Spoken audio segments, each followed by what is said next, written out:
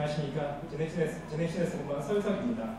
저희는 주로 이제 그 DNA 기반의 유전자 치료제를 개발하고 있었습니다. 그래서 DNA 유전자 치료제 위주로 글로벌 연구 개발 동향하고 사업 동향에 대해서 말씀드리겠습니다. 이 슬라이드는 저희 DNA 기반의 유전자 치료제를 개발하고 있는 그런 회사들의 시가총액을 보여준 그림입니다. 나스닥에 상장된 바이칼에서 이노바이오사고요. 대충 시가총액이 한 6천억 정도 됩니다. 이제 저 이제 코스닥에 상장된 회사들인데요. 이게 저희 회사고 이게 바이오med입니다. 보시는 바와 같이 굉장히 시가총액 측면에서 가치가 굉장히 크다고 이렇게 시장에서 높게 평가되고 있습니다. 그래서 제가 그 이유 생각해봤을 때는 제 생각은 첫 번째로 굉장히 우리 회사들이 스트롱한 사이언스를 바탕으로 해서 우리 기술의 우수성을 좀 입증받지 않았나, 논문이라든지 특허를 통해서요. 그리고 또 임상시험을 통해서 이런 유전자 치료제의 성공 가능성이 좀 어느 정도 보여줬다라는 측면이 있을 것 같고요. 세 번째는 임상 단계가 주로 3상 단계입니다. 그렇기 때문에 곧 출시가 임박했다라는 어떤 시장의 기대감, 이런 것 때문에 뭐 일부에서는 이게 거품이 아닌가라는 우려가 있을 수 있지만 어쨌든 간에 시장에서는 우리 회사들의 가치를 높게 평가하고 있고 결국에 이제 국내 기업의 어떤 글로벌 경쟁력이 높다라고 생각이 됩니다. 이건 DNA 기반 유전자 치료의 글로벌 임상 현황인데 총 약 2,000건이 넘습니다. 지금까지 안정성은 굉장히 입증이 됐고 단지 이제 안정성보다는 유효성 측면에서 좀 되게 효과적인 그런 유전자 치료제가 나오지 않았기 때문에 사실은 지금까지 상업화된 거는 뭐 중국에서 상업된 두경부암 치료제, 그러니까 젠다이시라는 게 있고 그다음에 글리베라 잘 아시는 그런 것밖에 없습니다. 이 중에서 이제 DNA 치료제 같은 경우에는 전체의 약 17%, DNA 기반 17% 차지하고 임상 횟수가 한 400건이 됩니다. 그렇지만 아직도 DNA 기반의 유전자 치료제 상업화된 제품이 글로벌리 많이 개발하고 있음에도 불구하고 상업화된 제품이 없습니다.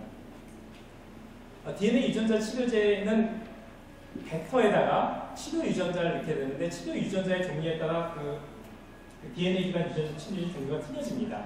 그러니까 플라스미드 DNA를 인체에 이걸 발현시켜서 단백질을 이렇게 생산하게 되는데 이 치료 유전자의 단백질 서열을 가지고 있고 이 단백질이 발현되면 그게 이제 치료 물질로 작용하게 되는데 인체가 필요한 단백질 유전자, 예를 들어서 어떤 유전질환에 결손된 유전자가 있다면 이런 치료 유전자를 그걸 넣어서 치료를 할 수 있게끔 하고 그리고 또 바이러스 유전자라면 박테리아 유전자를 여기다 항원 유전자로 넣어줄 수가 있습니다. 이렇게 되면 이제 유전자 치료 백신, DNA 백신이라고 하는데 치료 백신 개념으로 사용할 수가 있게 됩니다. DNA 유전자 치료제의 발견인데 제가 대학원 과정 때 사이언스지에 나온 논문입니다. 이전에는 이렇게 바이러스가 와서 사람 몸에 발현돼서 단백질 치료 단백질 발현돼서 있었구나 이런 컨셉이 있었는데 DNA가 과연 우리 몸에 가서 발현될까? 라는 그런 걸 생각을 전혀 못했습니다. 사이언스지에 리포터진을 가지고 있는 그런 유전자를 가진 요 DNA를 머슬에 넣어주고 7일간 관찰했던 이렇게 리포터진이 잘 발현되더라 라는 개념이 처음 알려졌고 1993년도에 역시 사이언스지에 바이러스 유전자, 인플루엔자 MP 유전자에 함유한 그런 백신으로 면역화하고 DNA 면역화하고 이제 바이러스 챌린지에는 프로텍션 되더라. 치료제는 아니고 백신 개념인데 그래서 이제 어떤 면역반응 유도할 수 있는 효능을 볼 수 있다는 것이 밝혀져서 DNA 유전자 치료제가 발견됐다고 볼 수 있겠습니다. 근데 제가 앞서 말씀드렸듯이 인간용 유전자 치료제는 시판이 안 됐지만 동물용은 시판이 됐습니다. 물론 이게 치료제뿐만 아니라 치료 백신 개념도 있는데 이렇게 웨스트나일 바이러스에 대한 말에서 그 바이러스를 프리벤션하기 위한 그런 백신 그리고 어떤 연어의 푸드의 어떤 품질을 향상시키기 위한 그런 어떤 유전 DNA 백신 그리고 요거는 이제 피그의 어떤 새끼 돼지의 어떤 생존율을 높이기 위한 그런 어떤 백신들이 개발됐고 요건 이제 치료제 개념인데 개 종류가 굉장히 연락한 거 많습니다. 오래 살고 또 이제 반려견이기 때문에 나이가 많은 개들은 이제 말라가 많이 생기는데 그런 걸 치료해주기 위한 치료 유전자를 함유한 그런 DNA 백신들이 지금 시판되어 지금 판매되고 있는 상황입니다. 그렇지만 이제 휴먼 트라이얼도 저희 DNA 기반 유전자 임상 시험 굉장히 많이 했습니다. 이것은 굉장히 1998년에 같이 나온 논문인데 그 HIV 인펙션, 에이즈 치료용으로 DNA 유전자 치료제를 적용한 것도 그 굉장히 안전했습니다.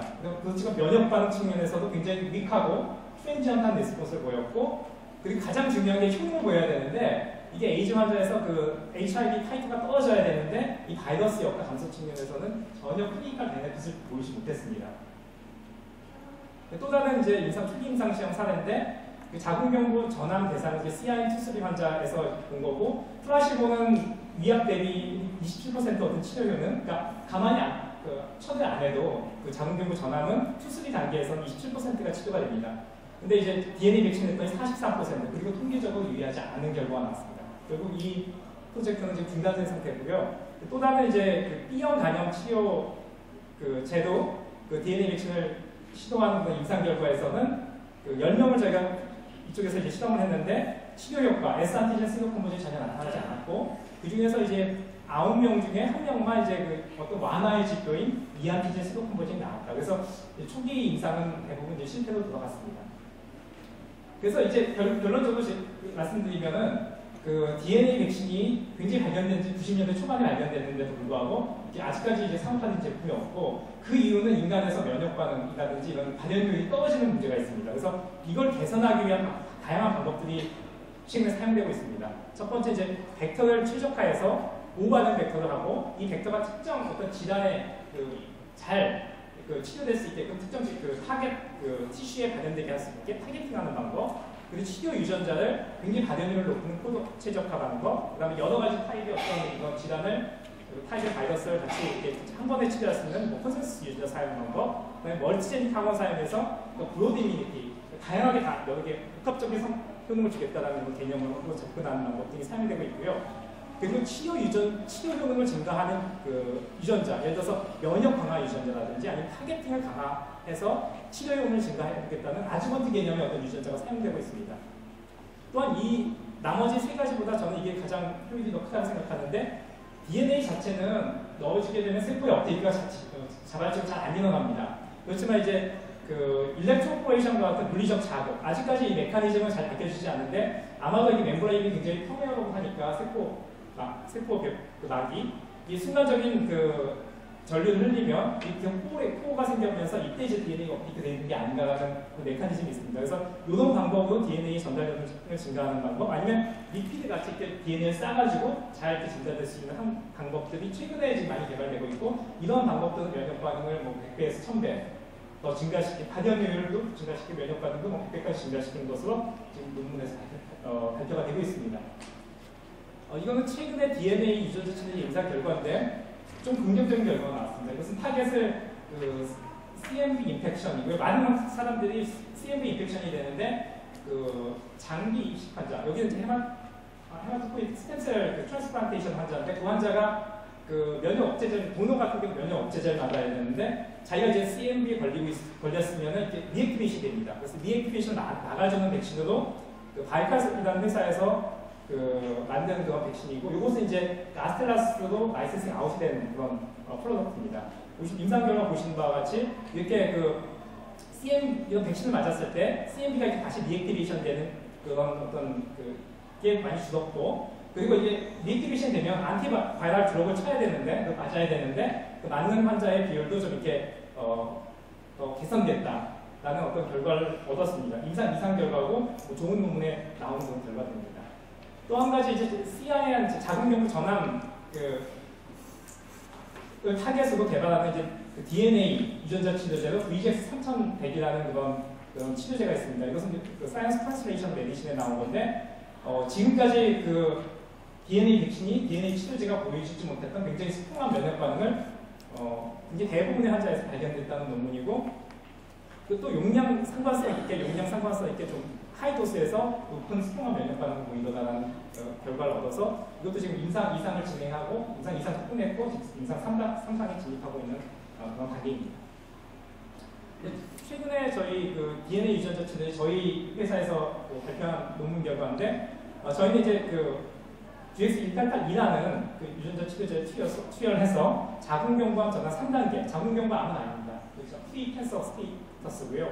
그중 9명 중 7명, 그 중에서 이제 시비어 디스플레이시아 보이는 환자 6명 중 6명, 그리고 카시노마 인수 환자 3명 중에 1명이 치료돼서 그 전압이 치료됐을 뿐만 아니라 바이러스 제거되는 효능을 저희 관찰한 적이 있습니다. 그래서 지금까지 보고된 어떤 치료 효능 중에 가장 높은 치료 효능이고, 또한 이런 치료, 물론 산화수는 적지만 이 치료 효능이 그 어떤 폴리펑셔널 T셀 리스폰스하고 상관관계 있음을 저희가 보여줌으로써 어떤 기전을 좀 밝힌 그런 결과입니다.